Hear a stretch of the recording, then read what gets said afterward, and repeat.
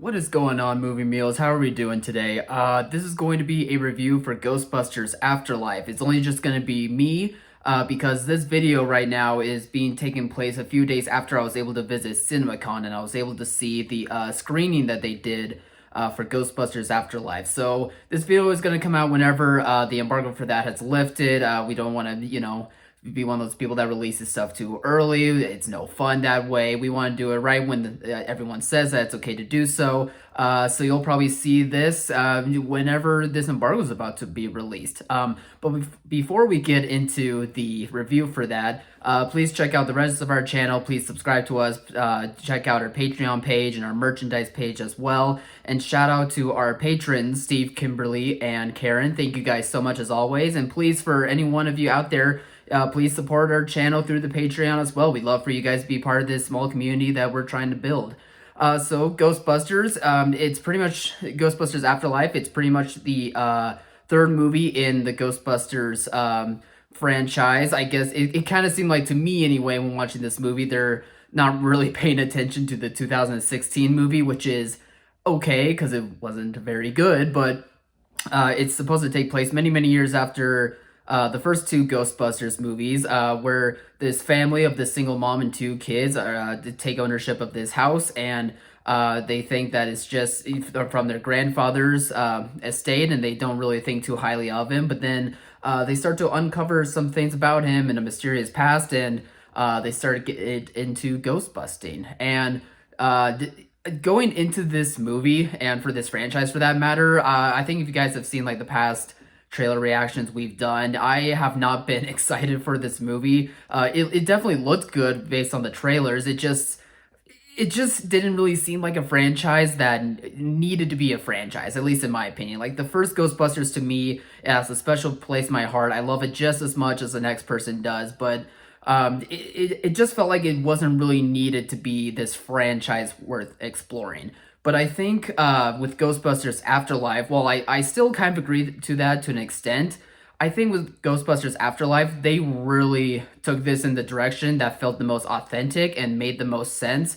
And I was really, really surprised by this movie. It's directed by Jason Reitman, who is the son of Ivan Reitman. So it's like a father passing the torch to his son type of thing. And that movie is kind of in the similar vein too. And you can just feel throughout this movie that Jason is making this movie with such respect, such care, because he has grown up on the set of Ghostbusters. Like, if anyone knows about it more than, Dan Aykroyd or Ivan Reitman, it's because it's him. Like, he would be the next person that knows so much about these movies. And I think for today's audiences, and for the movie that he was trying to make, a movie about a coming of age story of sorts, he really nails it, and he really took me by surprise. I already knew that he was such a good director, especially when it comes to delving into characters and just making these small, almost independent feeling with each of his characters, and for that matter his movies. But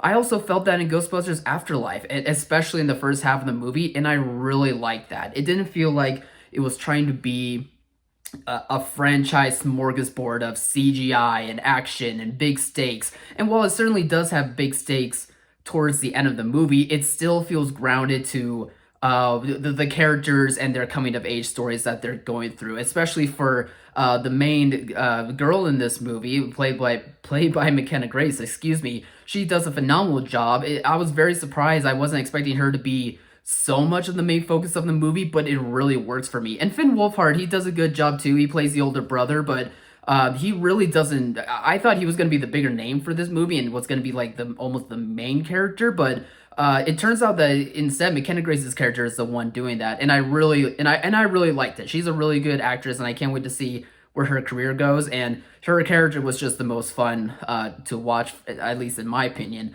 So, and on top of that, like I was saying, like, the stakes towards the end feel big in scale, but it's just because of the characters' stories and their personalities and the way that we are following these characters, to where it still felt grounded and almost indie-like, and I really appreciated it. It came across to me as a smaller scale family comedy drama that almost that also is about ghost busting. And I was just really appreciative that Jason Reitman took it in that direction while also treating it with care, that I just came away really enjoying this movie more than I thought I did. And as terms for the negative side of things,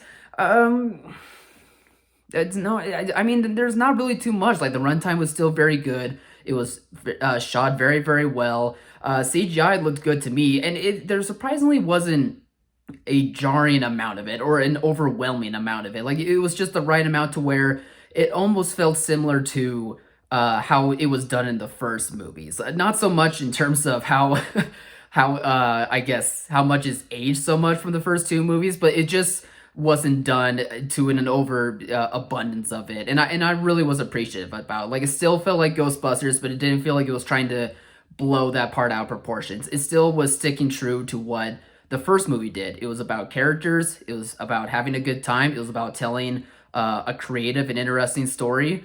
And I think, just like what his father did, Jason Reitman really nailed this movie, and I turned out being really, really surprised by it. And I'm so glad that I was very surprised by this movie. I wanted this movie to do well, despite my initial thoughts about it coming from the trailers, but I'm really glad by my takeaway of this. But anyway, when it comes out, what did you guys think of this movie? Please comment below, share your thoughts.